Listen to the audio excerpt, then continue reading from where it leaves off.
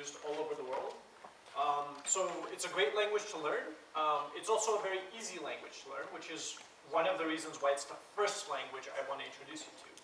Again, once we get a good handle on JavaScript and understand what it means to program, the next step will be to learn Java. Please don't confuse the two. Java and JavaScript are actually two completely different languages. The only thing they really have in common is the name is kind of similar, right? They both have the word Java in it. And that's basically, it's a result of some historic mistakes that happened along the way. It just so happened that Java was produced by a company called Sun, and then Sun partnered up with another company which produced JavaScript, that was Netscape, and then they thought, hey, well, why don't we call that Java-ish something, and then they called it JavaScript. The two languages are completely different, but yeah, so one is JavaScript and one is Java. Cool.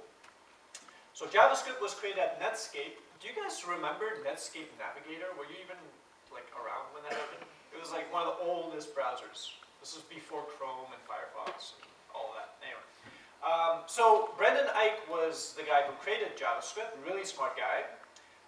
If you ever hear the term ECMAScript, it's very common to hear ECMAScript online. ECMAScript is just sort of the official name for JavaScript. It's actually the same thing. It's like the standards version of JavaScript, okay? So ECMAScript, JavaScript, exactly the same thing. That's what we're going to be learning. Now, let's dive directly in. Before we go into code, I want to make sure that we're all on the same page in terms of some very basic fundamentals concerning the computer, the operating system, and the file system. This is going to be very basic, very introductory. Again, remember, I'm assuming you know nothing. So I have to tell you every detail. And then we'll dive directly into code and start going off from there. So let me go to my, so I'm using a Mac, as you all can tell. But a lot of the concepts are the same for Mac and Windows. So the first thing I want to do is I want to create a new file. So what I'll do is I'm going to be using this, this application that's called Sublime. Sublime is just a text editor. So if you have Notepad or you have, I don't know, whatever text editor you're using, it's exactly the same thing, except it's black. Okay. All right, so, yes, of course. Word document does work. Okay, so Word document is not just a text document. Word document has a lot of formatting and a lot of proprietary stuff that it bakes into the file. What I'm talking about is literally just like regular text files, the kind you would create using Notepad. Okay? Very clear, basic text. Okay? So, let me just write like hello. Hang on, let me zoom in a bit. Hang on. Okay, so I'm going to write hello AUA. Okay? That's it. Just the text, hello AUA, and I will save it. Now, when I save it, I get this awesome dialog, which I know you're familiar with. I can go to desktop and decide where I want to put it, and I can give it a name. So I can call it hello dot, interesting, let's call it txt. Okay? So let me save that. And now if I go to my desktop and using my browser, I have this file called hello.txt. Let me zoom in a bit so you can see. There it is. Notice the .txt. That is known as the file extension. The file extension is what will tell our operating system the kind of file that it is. The operating system, whether it's Windows, Mac, or Linux, has a thing called a registry. A registry is simply a mapping between a file extension and the icon that it should show. See that icon? That's the result of the file extension. And the applications that know how to open that file. Okay? So, if I were to change the file extension, if I were to click here, and I were to change this to something like HTML, lowercase, HTML, yes, use HTML. Notice the icon changes again. Again, this is the result of me changing the file extension. The operating system now sees, oh, this now maps to a completely different icon, a completely different application. Let me now update it and show that awesome Firefox looking thing, right? Okay, now, if I double click on it, it's going to run whatever application I have associated with a .html extension. Let's see what application I have associated on my operating system when I double click on it. What happens?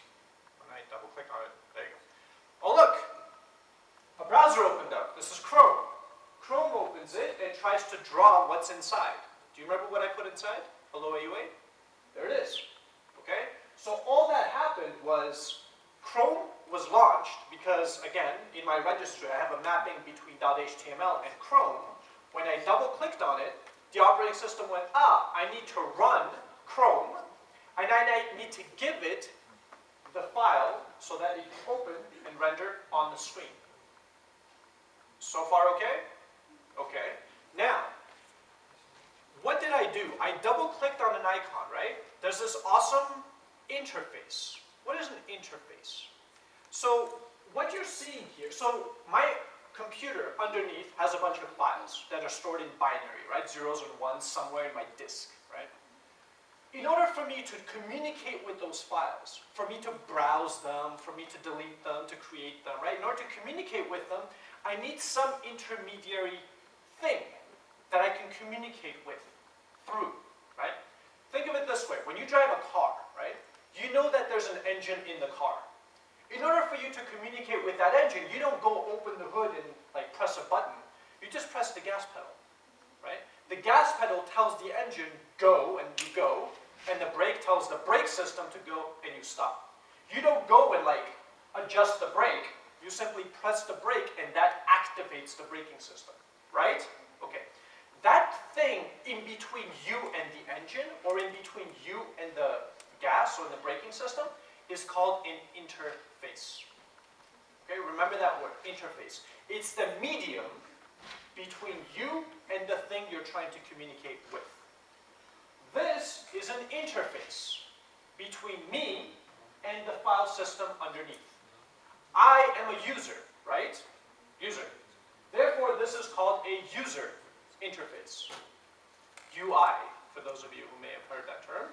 User interface. It's a mechanism, it's a medium between me and all the stuff that's happening underneath.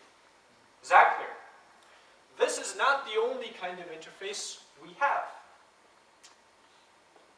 What the crap is that?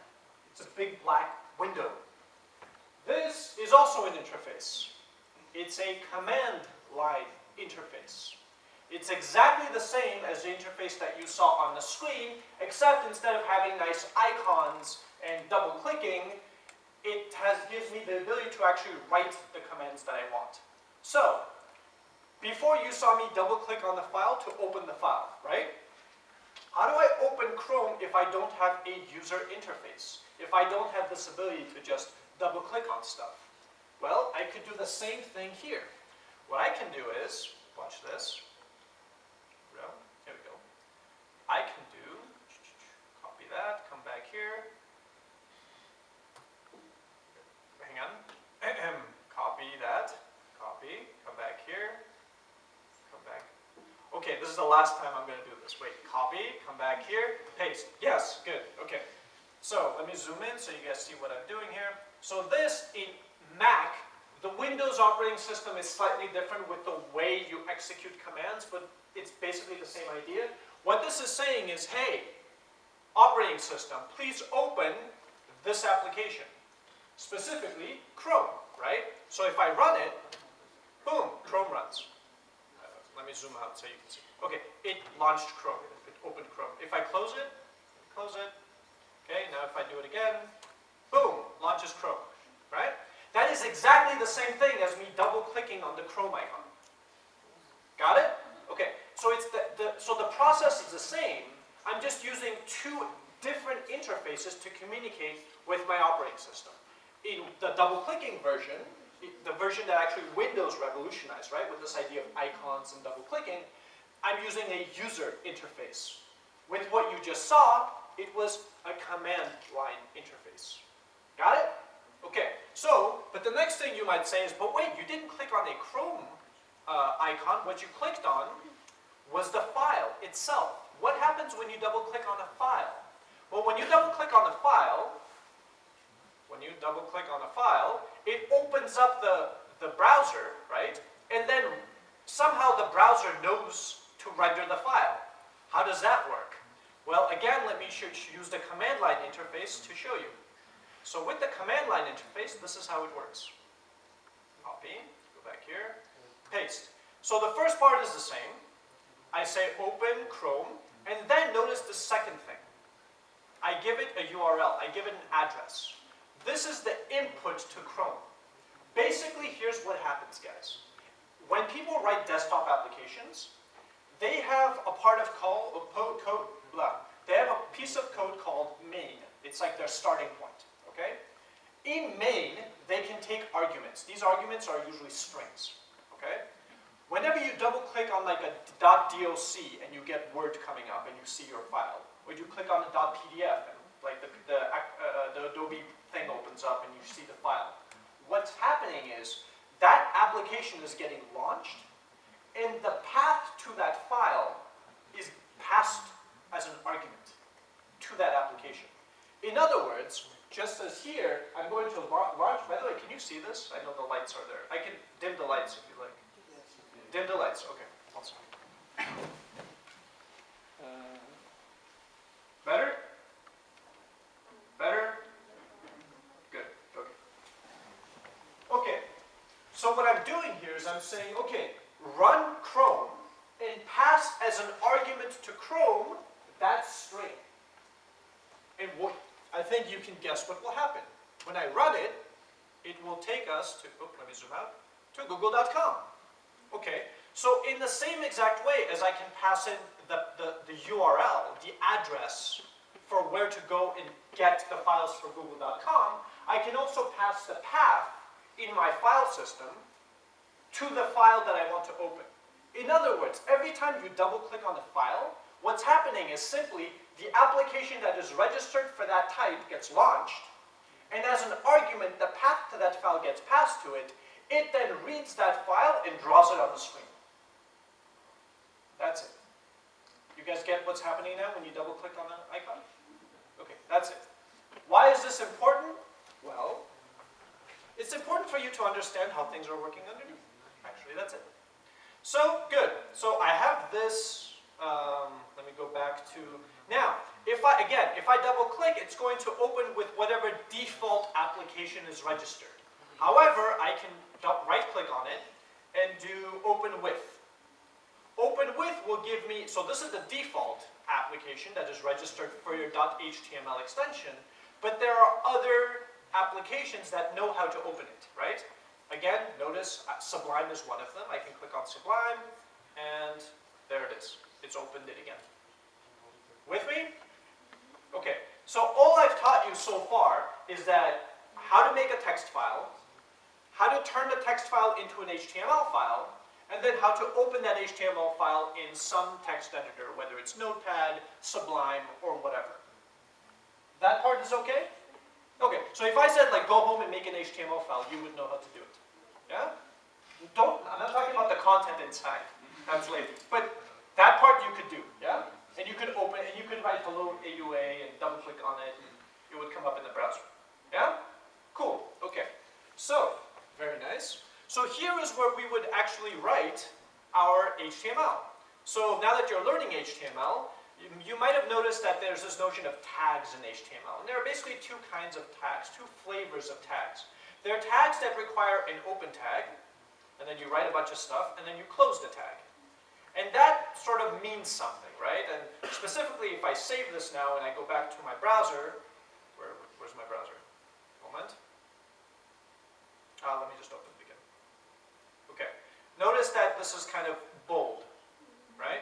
Why? Again, because I wrapped it in those B tags, right? Okay, fair enough. So some tags require you to open, write a bunch of stuff inside, and then close it, right?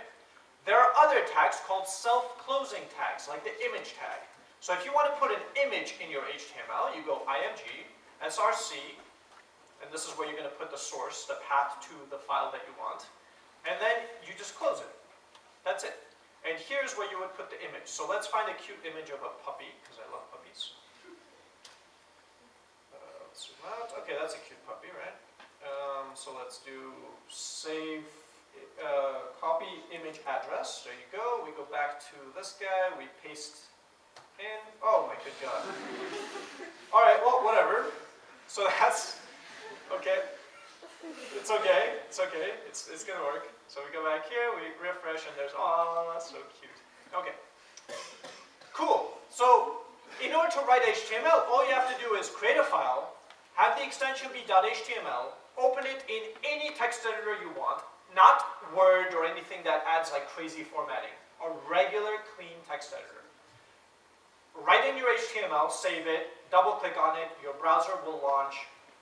That file will be passed to the browser will then draw your HTML, and there it is. If you change the file, simply refresh, it will reread the file and draw the updated version on the screen. Easy, yes? Questions so far? Has anyone missed any part of what I've said? This is really basic stuff, I know, trust me. It's going to get harder later, I promise. This is okay? Alright, good. So now that you get, okay, let me get rid of this because this is insane, okay? We want to write some code, right? So we want to write JavaScript. So the question is, okay, we could write JavaScript. JavaScript is a language, right? But something has to be able to actually run in the language, right? Has to actually interpret the language, has to execute our commands, right? How do we actually execute the commands that we write? So it turns out that the browser, Chrome, Firefox, Internet Explorer, all of these browsers already have a JavaScript execution engine inside, which is pretty cool. And to use it is super simple. All you have to do is start writing code. Alert, hello, save that, we go here, we refresh, nothing happens. All that's happened is it painted on the screen, alert, hello. Alert hello is code, by the way, for those of you who may not know. Don't worry about it, it's okay if you don't. But this is supposed to put up a dialog saying hello, but as you can see, it didn't. It simply drew it. Why? Can anyone guess? Why did it just paint alert hello on the screen? Because it has an HTML extension. Okay, so question, how is this different from this? It's not. No, but the point is, how does the browser know? The browser sees hello AUA, right? It thinks of it as text, so it draws it as text. Then it sees ALERT. Right now, everything it's seeing, it's interpreting as text, and so it's going, okay, and drawing it as text. You haven't defined what alert. Exactly. What we have to do is somehow tell the browser, hey, when you're running this HTML, the stuff here, specifically this here, this right there, is code. Run it as code. Don't interpret it as text, interpret it as actual executable code. So, for those of you who have been learning HTML, how do we hint the browser to do one thing or another? With tags, exactly. So there must be some sort of a tag that will give the browser a hint that, hey, by the way, this stuff here is code, is script. So, there's a tag, by the way, called script. You close the tag on the other side, voila. And the stuff in between is your code. Now the browser understands, okay, so hello AUA is just text, I guess, right? That's the default. There's nothing else telling me what it is. It must be text. Fine. Then it sees the script tag. Interesting, okay. So then everything between that and the closing script tag must be code. Simple. So now if I run it, boom, I get this awesome dialog saying hello. Again, don't worry about understanding what this does. That's not the point. I'm just telling you how to execute code, okay? So, if any of you want to write any code, any JavaScript code in your HTML page, wrap it with script tags, throw your code in there, and bam, you're up and running. Okay, Bajay? Good. Now, one more thing. If you have a lot of code, it might not be a good idea to put all of it into your page, into your HTML page. So here's what you can do. Create a separate file, another file. Let me go back, hang on. Let me zoom back out. Let me create a new file and call it, let me save it as hello.js. Or, no, my code.js. Fine, my code. What I'm going to do is take this code here and move it into my code.js. Save it. Okay? Now here what I'll do is I'll have a source with a path to this other file I just created. So I'll just do my_code.js. And now if I save it and I come here and I refresh, boom, I get the alert again. Got it? It's exactly the same as doing that, except you put your code in a separate file. Why is this important? When you start working on big projects, it's going to be very rare for you to put code into your HTML. You're always going to put code in separate files. In fact, you might end up putting your code in multiple JavaScript files that then get compiled together into one big one, blah, blah, blah. Don't worry about what I just said. Just understand that it's very common to put the JavaScript separately, to put the CSS separately. Then the HTML itself goes into the actual HTML file. Again, this is purely for organization, so you don't have one big file full of everything. It's a way of sort of organizing your stuff. You put the JavaScript in the JavaScript file, CSS in the CSS file, the HTML in the HTML file. Got it? This is clear, right? Any questions so far? If we tell you for a homework assignment, only push your JS file, what we mean is only push that one, not the HTML one. You get it? If you hear that, now you know what we mean. Okay? So you can have a separate JavaScript file, link it using the script source mechanism, like that, and it will now run in your web page. Questions or concerns up until now? Yes?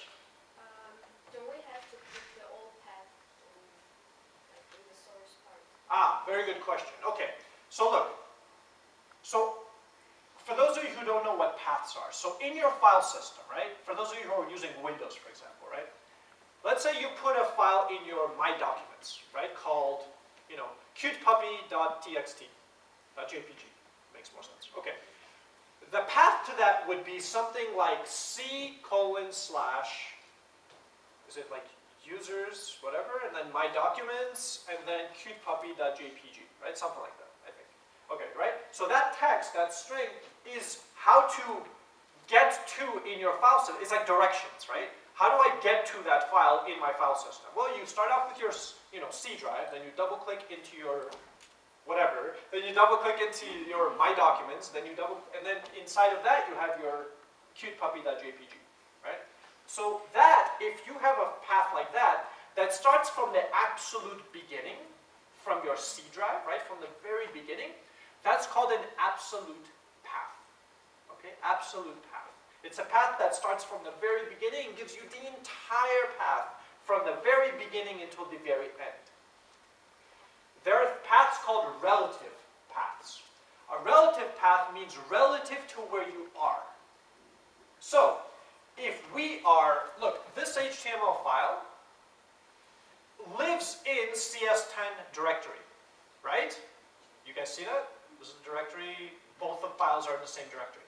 So when I double click on that file and it runs, that file runs inside of, sort of, as far as the file system goes, inside of the CS110 directory. That's where it is. That's its starting point. So what I can do is give it a relative path. Relative means relative to itself, starting from where it is. Okay? So starting from CS110, how do I get to the JS file? Just put the name. Exactly. In other words, this is a relative path. To give it an absolute path, I would do this. Wait. So let me see. Let me zoom in so you guys are seeing what I'm seeing. So that was inside of my desktop, which was then cd CS110, and there it is. Okay, let me copy all of that. Copy, go back here. Hang on. And then I can put that. There you go. And slash. Save. Okay, no, I don't want to purchase. Okay. So this would be an example of an absolute path. Got it? As you can probably tell, relative paths are way easier to work with. And I highly encourage you to use relative paths. Also, why is it important that you use relative paths? Suppose you then take that directory, you zip it up, and you email it to me. Right? If you have a relative path and I double-click on your HTML, well, your HTML will then go relative to itself, find the JS, and run it. No problem. Right? However, if your path is C slash, cute puppy slash, mycode.js, obviously in my computer, I don't even have a C drive. You got it? It will break. So avoid using absolute paths as much as possible. Try to stick to relative paths. Did I answer your question? John. There was another one. Oh, perfect. And I answered it? Yeah. That's good? Okay. Perfect. Questions or concerns so far? Yes? When we run the code, why does hello AUA come after the JS code, not before? Isn't the code line like... Comes after or before? Wait. No.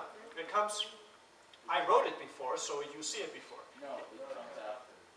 That's not... Okay? What you talking about? Let's refresh.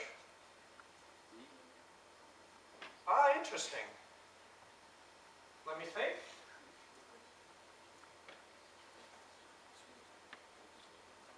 I think I Okay. got an answer though. Okay, you tell me yours. Probably that we haven't denoted that it's a HTML file in the low AUA part.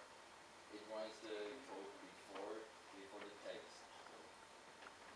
Yeah, but you still haven't answered. Okay, let me tell you what I think is happening. Okay, so what happens is, this is going to get into like because I have to get into the parser and then the office hours are there. Yeah. Okay, for the rest of you, we'll talk about that later. All right. He knows way more than you guys do. Okay. Okay, so up until this point, so what we've learned so far is if I told you, hey everyone, go home, create an HTML file that just puts some basic text on the screen, right? Create a JavaScript file, link it from your HTML file, and have your HTML file run the JavaScript file when you double click it. You would know what to do. Yes? Okay, so that's your home. No, I'm kidding. Okay, so you know. Good. Okay, that's what matters. Now, if you notice that right now what I have to do is every time I make a change here, I have to go to this file, I have to make a change, I have to save it, then I have to go back here to my browser, I have to refresh it in order for you to see the change, and I have to zoom in and zoom out, and this gets very difficult when we're trying to talk about code. So what I've done is I've simplified this process by doing this. Localhost 3000. I had to, there we go. Okay. 1 second. Okay, so here's what I've done. Okay. What I've done is I created an editor inside of my web page. This is a regular HTML, forget this stuff. This is a basic HTML editor. So if I write hello AUA, what you get is hello AUA. Okay? In other words, imagine that this is that editor, the text editor. This is your Notepad, this is your Sublime, this is whatever text editor that you're using. And this is the web browser. All I've done is put them side by side. Jesus Christ. All I've done is I put them side by side so that it's easy for us to discuss and quickly hack things up. Okay? But in case you're curious, like, what is this? All this is exactly what I've showed you. It's the text editor that allows you to create the stuff, and this is the web browser that renders it. That's it. Okay? Is anyone confused about what you're seeing? This is exactly the same as what you saw before. In fact, I'll make it even more so. I'll add the script tags. Script. Script. Script. Script. There we go. And then here I'll do alert, hello, and I will, boom, get the dialog below. Notice exactly the same pattern, but I get to write the code right there. Really nice. Okay? Again, this is just there for our discussion. Okay. So, any questions up until this point? Because if you missed it, now you don't even know how to run your code. That's a problem. Everyone understands how to write code.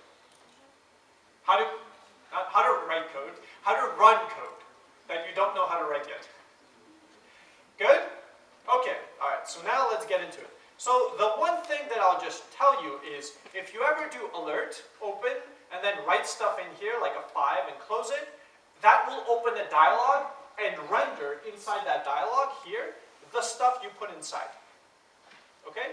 What that is, how it works, don't worry, I'll tell you later. For now, just assume like that's what that is. Fine? Okay. So, let's begin. So, we want to write some code. That's nice.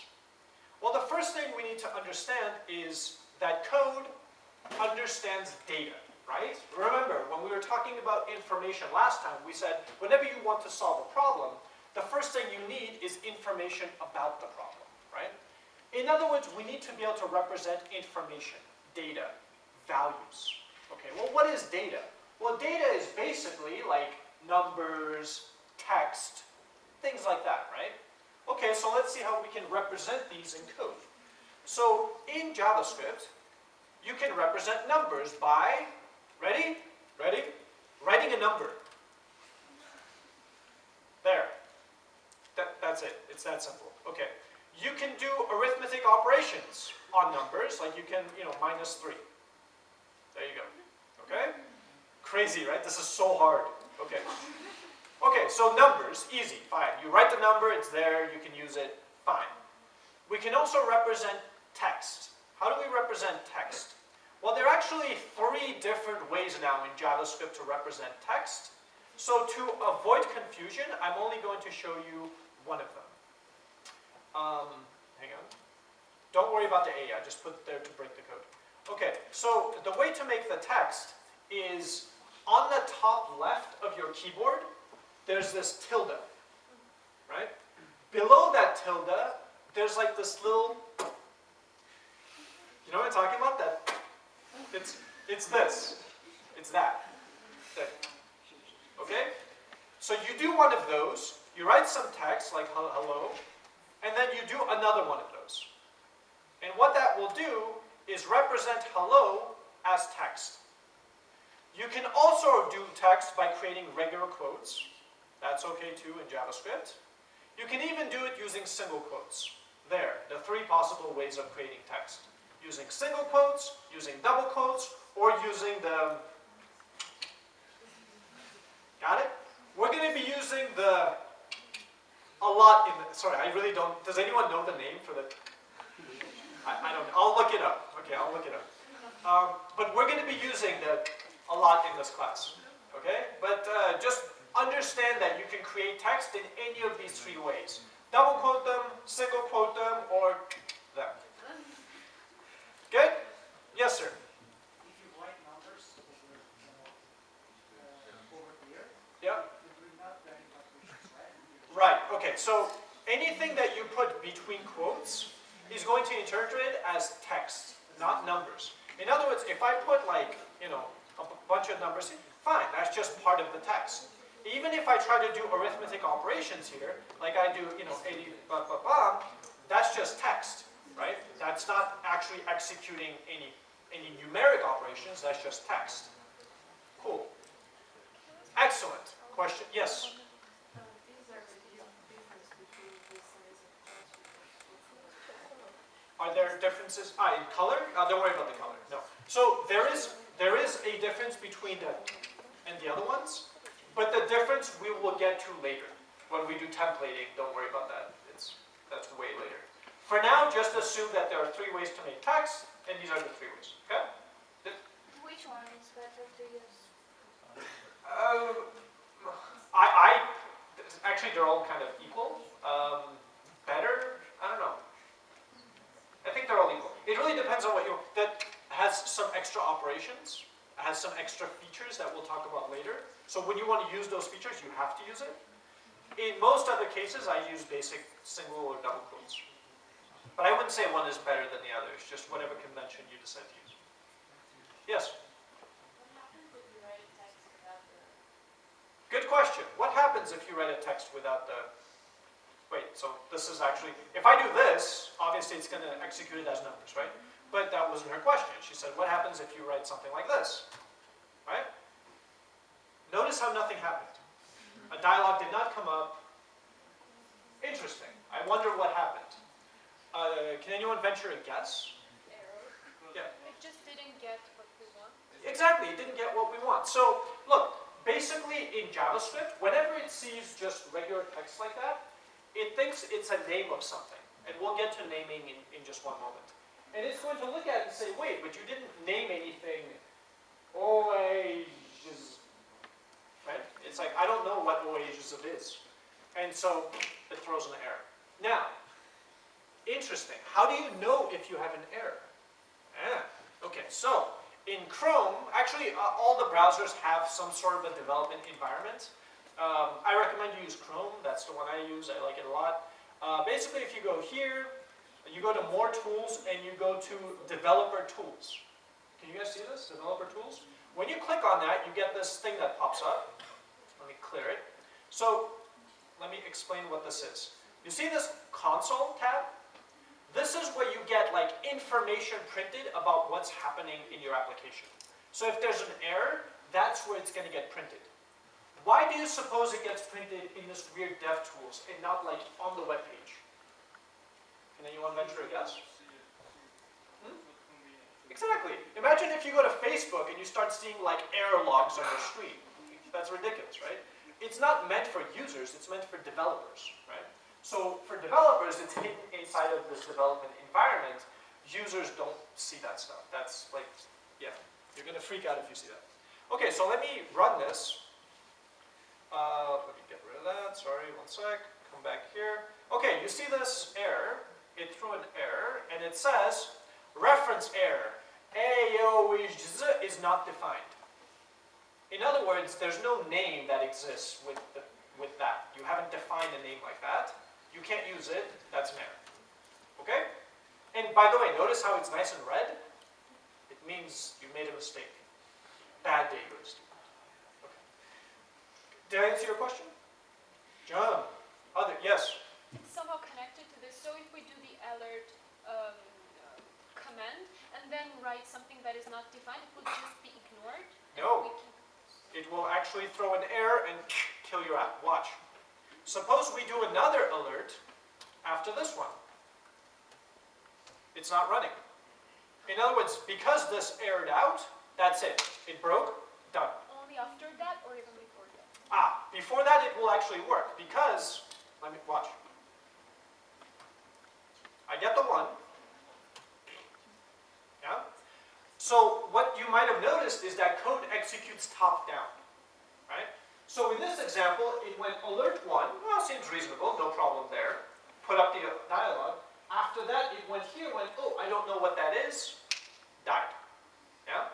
By the way, this is unlike many other languages like Java or C++, which before you even run your application, when they're still compiling your application, getting it ready, if you will, it's like a preprocessor step before it actually runs it, it will see the error and not even let you. It'll say, no, you have errors in your code, stop. JavaScript is like, do whatever you want. If I find an error, I'll let you know. Cool? By the way, one of the reasons why it's also easier to work with, because it doesn't just error out right away, it lets you get at least a certain extent, and then it dies. It doesn't just yell at you right away. Yes, sir? Is JavaScript Turing complete?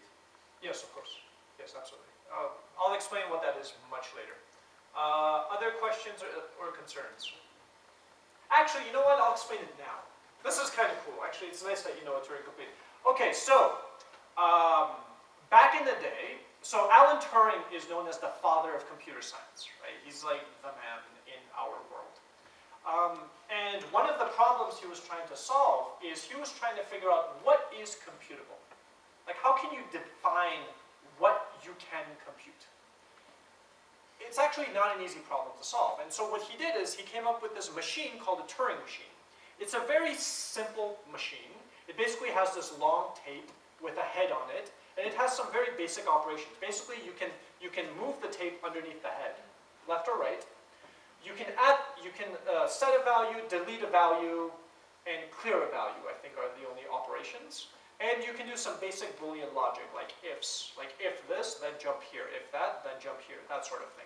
It's a very simple, basic machine that has the very, very most simplest operations you can imagine.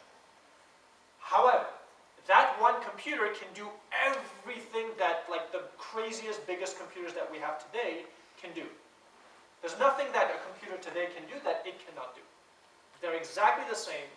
The only difference is computers today are obviously way faster, right?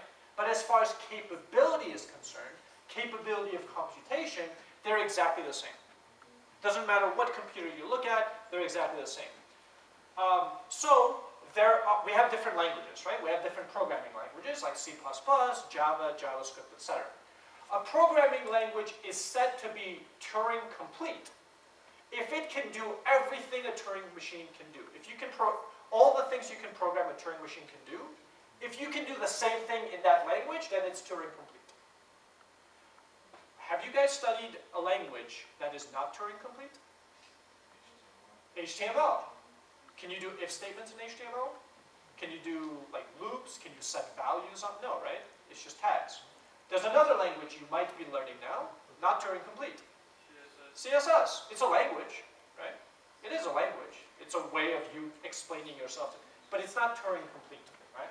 So when people say like, I'm a programmer, I know HTML, whatever, you know, it's like, yeah, you know, but it's not a Turing complete is like Python, C++, Java, JavaScript. These are the Turing complete languages. Cool? All right.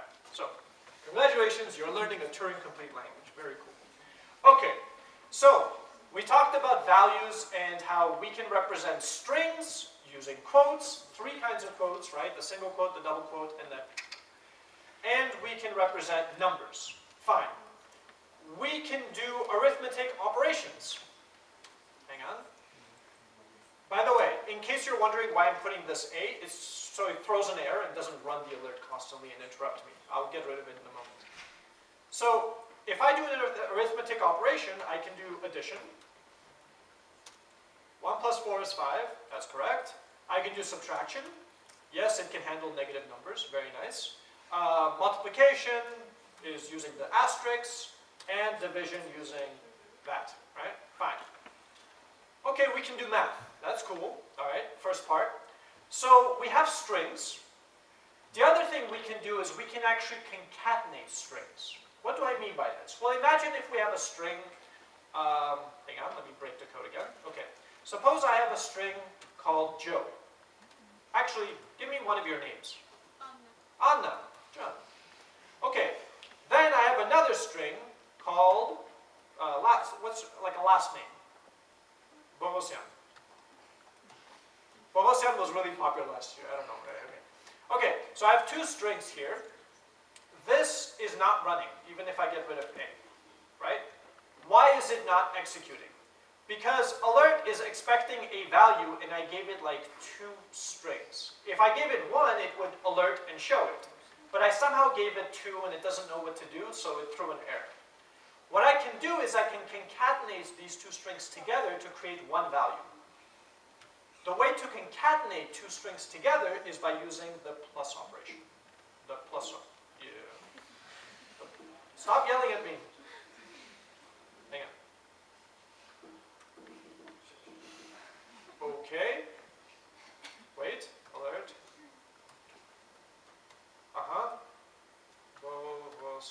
Cool. Okay. There you go. And I get Anna Bogosian. Why? Again, I took this string, and I took this string, and I stuck them together using the plus operator. Interesting. So the plus sign is actually used not 1 way, but 2 ways. If we have numbers on the sides, what does it do? Adds them. If I have strings on the sides, sticks them together, and creates another string. Okay? So the result of taking a string plus a string is to create another string.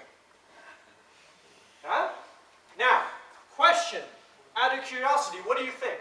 Suppose I had a string on one side and a number on the other side. It will treat the number as a string. Exactly. Interesting. So, when you use a plus operator, if either side is a string, it doesn't matter if it's the left side or the right side, it's going to assume you want to concatenate them together and treat it as a string. So, if I change Bogosian to a number, like 99, I get Anna 99. Again, why? It's the same thing as doing that, right? Similarly, if I go back to Bogosian, and I change, and I change this one to a number, like 77, and I close it here, I get 77 Bogosem.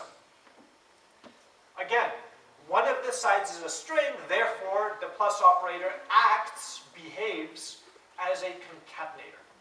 It sticks it together. Got it? If I change this to a number, however, if I change it to 3, what am I going to get? Boom, 80. Cool. We're all on the same page? Okay. So, interesting point. The plus operator is overloaded. Okay. This is a term that students often say when they have too much homework, right? I'm overloaded. There's too much stuff on me, right? Overloaded. An overloaded operator is an operator that has more than one behavior. Okay? So, right now we know 2 behaviors that a plus operator has. The addition behavior and the concatenation behavior. Got it?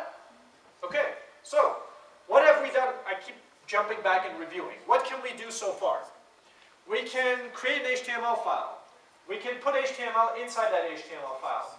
We can add code to that file by creating a script tag and either putting the code inside or into a separate file with the JS extension and referring to it using the source src attribute of the script tag.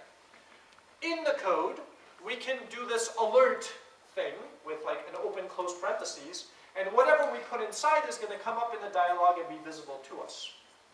What can we put into that? Well, we can put values. What kind of values? We have numbers and we have strings.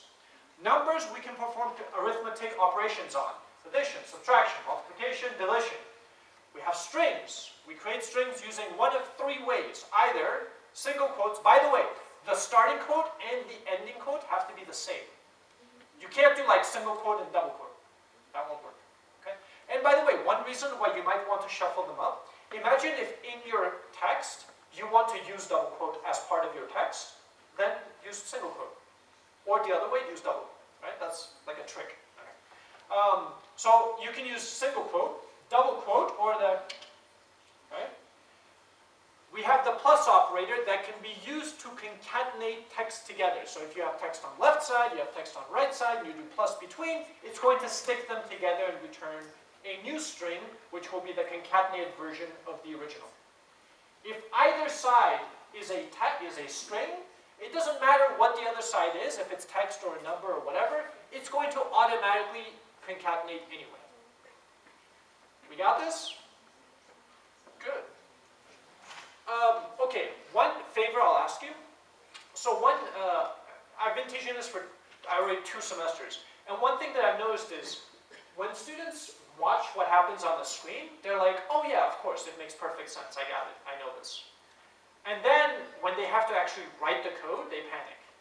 Because it's, intuitively you get it, like you look at it, you understand it, you get it. But when you have to actually do it yourself, you realize, wow, there's a lot of little syntax things that I forget, right? Like, don't forget that you have to actually open a parentheses here, close a parentheses here, write the stuff in between, right? I mean, there's little nuances here that people often don't notice. So what I'll ask you is this. Next class, can you all please bring something to write with and like a notebook? Just whatever you take. Okay, perfect, you have it, but not everyone may have it, so I'll say it next class. Why? Because what we'll do periodically is, when I say, okay, everyone has it, now try to write this code, and all of you just write the code by yourself, just memory. Just try to write it. And what you by the way, if you have the notepads now, try to create a file that says, you know, hello, whatever your name is, and then alerts some piece of text, like hello, my friends. Without looking at this, and obviously without looking at your friends, because it's not a quiz, I don't care. Just try it in the course of this class and see if you can do it. If you can't, now you have to practice, right? Do it again until you get it. Okay. I'm not going to wait for you this. Other times I'll wait, but for now, let's just keep going. All right? You guys can do it later. Okay. So far we have, yes, sir. What happens if you put arithmetic operation and the string? Very good question. Very good question. So what happens if you sort of mix and match, right? So let me break the code. So let me alert, and let me write. On the multiple to 1, that's all. Okay, so let's do 6 times 2 plus height. Yeah? Okay. So, what do you think is going to happen? Yeah, 12 high. 12 high. Let's see. 12 high. In other words, okay, so, and then suppose you do plus, hang on, plus 5 plus, notice? But it's not intriguing. The intriguing thing is if we do 6 multiplied to Anna, or 6 multiplied to high. So the text. You can't. Okay, yeah. Don't do 6 multiplied. I think it would just get an error if you do. If you just do this, you mean? So the text will work only if we do it with. The plus nan means not a number. It's an error basically. Okay, just the only arithmetic operator you should be using with text is not an actual arithmetic operator. In the context of text, plus is not an arithmetic operator. Okay, it's a concatenation operator, and for now, that's the only one you should be using. Don't try to use minus. I mean, you can experiment, but bad things will happen. Okay? Yes. What if you want to have space between Anna and those? Perfect. You tell me. What is space? First of all, what is space? It's text, right? Wait. Text is space, right? It's okay. So what? Wait. Hang on. I want to answer everyone's question. So look, what you do is Anna plus space plus whatever or whatever. Okay. And now you get Anna space whatever. Got it? Cool. Yes. Yeah, you can also exactly. You can just do, hang on, yeah, whatever, and then you can just put a space here. End up with the same, exactly. Yeah. You're getting it. It's very simple, right? I'm not teaching you rocket science here. This is very basic stuff. Other questions or concerns? Keep going.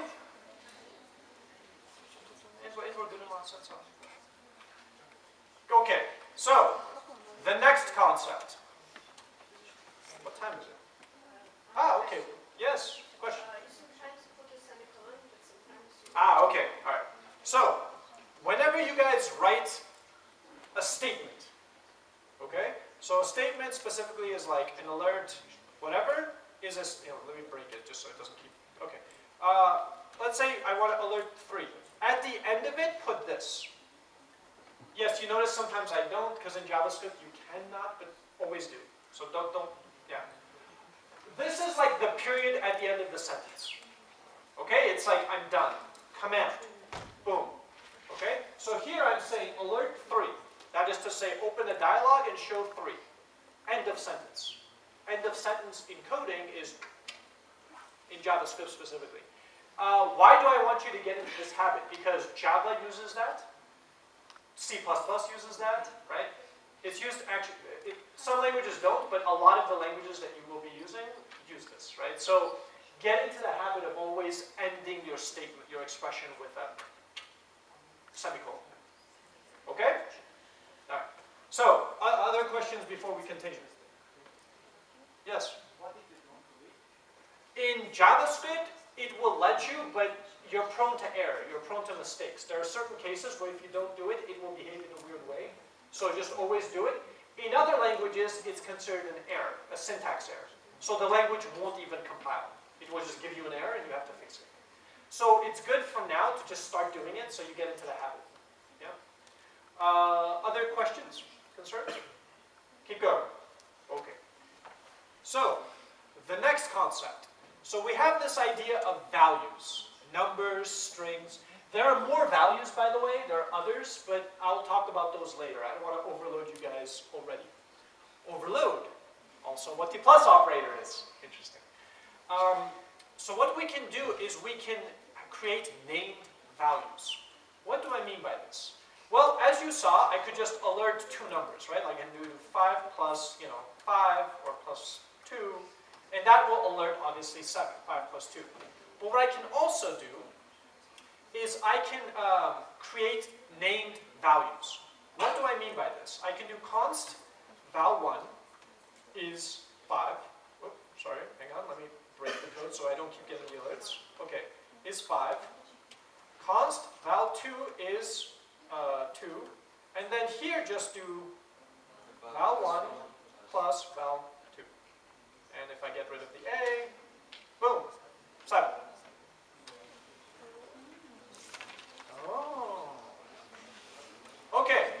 So the syntax, so let me explain what's happening here. So const stands for constant. I'll explain exactly how that's different from other things later, but for now, just assume that I'm creating a name.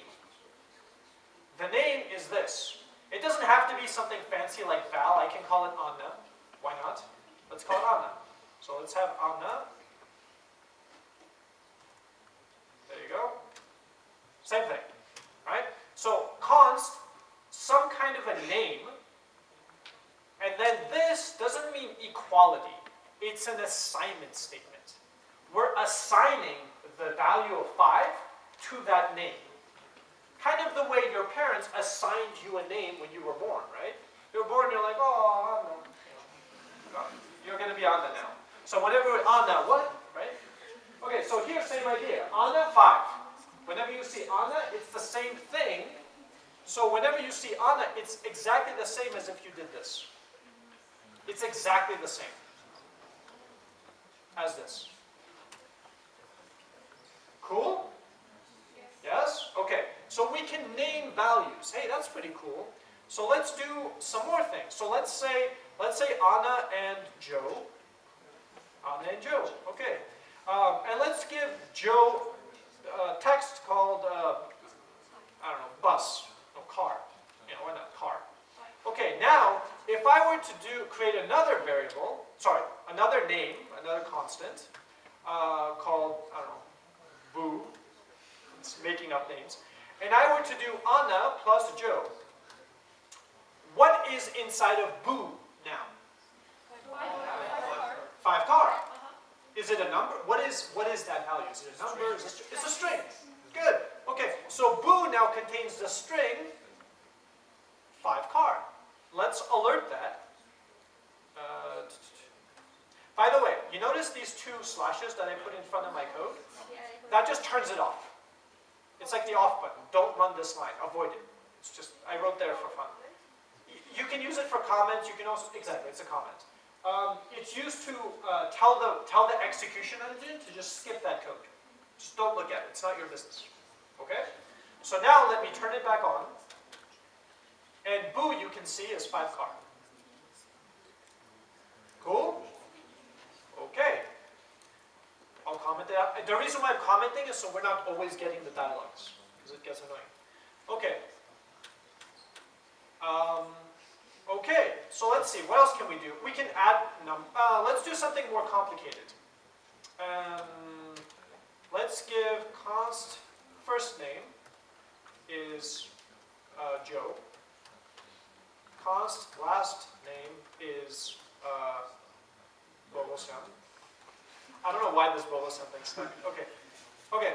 By the way, one of the things you'll notice is when the name is like more than one word, I will use what's known as camel case. In other words, each other word starts with a capital letter. Right? So it's first name, last name. Right? Why? Because it's just easier to read than this. Just okay. And you want to be able to easily read the code, right? So why not? In some programming languages, people often do this. Right? They use underscore. Like I think that's popular in C++ community. In JavaScript, we like camel case. That's our thing. So use camel case, please. I'm not going to obviously deduct points, but just do it anyway. Okay, so as far as creating these names, what are the rules for creating names? Well, you can use letters in your name. You cannot use space, no. So you can use letters. Here's the basic one. Use letters, use numbers, but the number can't be the first character. You can't do like one first name, but you can do first name 1. Or one name. Well, you get the idea. Just the first character cannot be a number. But the other ones can. Okay, so you can do F, 1, 2, 3, 4, 5. That's a variable name. You can't have spacing in between. So you can't do something like this. You can't do that. Right? So it has to be stuck together. You can use underscore. I've also seen people use $. It's very popular in the jQuery community. Don't. Just for now, don't. Just use numbers and letters. That's it. Cool? Just stick with that. What happens? There's like a ghost in here. Okay. So again, just to review the syntax, you write the word const, space, the name, the assignment operator, and the thing you want to assign to. And remember, at the end of our sentence, we put a semicolon. There's our semicolon at the end. Got it? So here we've created two names, first name and last name, assign them to Joe and Bogosan respectively, and then now we can do things like alert, first name, concatenate with an empty space, as you mentioned, concatenate that with last name, and we get Joe Bogosan. Yes? What if we add another row and write same const name, right? But put different value. Right. So you can't do that. So in other words, here, if I were to create another const, here, let me shut off the alert so we don't get angry. If I were to try to create another const here called first name, and call it, whatever, Mike, this would cause an error. You understand why, intuitively. What we've done is we've created a name, Joe, right? First name means Joe. Const, by the way, means constant. It's always going to be that. That's what const means, right? Const means first name, anytime you look at it, it's always going to be Joe. The fact that first name is Joe will never change. It's like, I promise you. That's what that means. So later, if you have another const called first name, that's weird, right? Because which first name are you referring to? So it's not allowed, right? Again, we do const, the name, and the value, and that name will always have that value. We'll talk about scoping, for those of you who are thinking about that later. Yes, sir? Instead of constant, can't we use variable? Var roulette? Yeah. Yes, but not in this class for the first few weeks. Yeah. I'm functional programming. Okay, good. Sorry, but if you don't write the const and afterwards write first name, and wouldn't it reassign Mike to first name? If you don't write const? Yeah. Okay, look. There are lots of tricks. You're right. In JavaScript, you don't have to actually declare a variable, and there are tricks. You're right. If you know JavaScript, you're absolutely right. But I don't want you to learn it that way. I want you to learn it this way because there's a paradigm of programming that I'm trying to deliver to you guys, which is that you try to use constants as much as possible, and you avoid mutation. What you suggested now is what's known as mutation, when you're modifying the value of a variable, right? It's this, and then it's that. In programming, we're trying to avoid that. And so what I'm trying to do is force you guys, even if you know what a var is or a let is, or you know that you don't even actually have to declare it, there's easier syntax, I want you to do it this way. Why? It does. For now, it's just because I said so. No, okay, because there's an approach called functional programming, which enforces that you don't modify your variables. Let's get into this, because most people don't even know what we're talking about, so you and I can have this discussion later, yeah? But there is a reason, I promise, it's not just for fun. Well, maybe it is for fun, but there's a reason too. Yes? You said the $sign is used, but you are not recommending. I can't restrain to ask why, because it's not seen. I mean, why we should avoid using the $sign? So so the $sign and the leading underscore. So sometimes you'll see like people using this, and sometimes you'll see people doing this. I've often seen those two means of creating variables used in like low-level variable creation, and I want to make sure that you avoid colliding with other variable names. And like people will often do this, or even that, to try to add variable names that are different from yours, because the probability of you doing this is low. But if you do this, you might end up colliding with theirs. So basically, there are lots of libraries and tools that do tricks like this,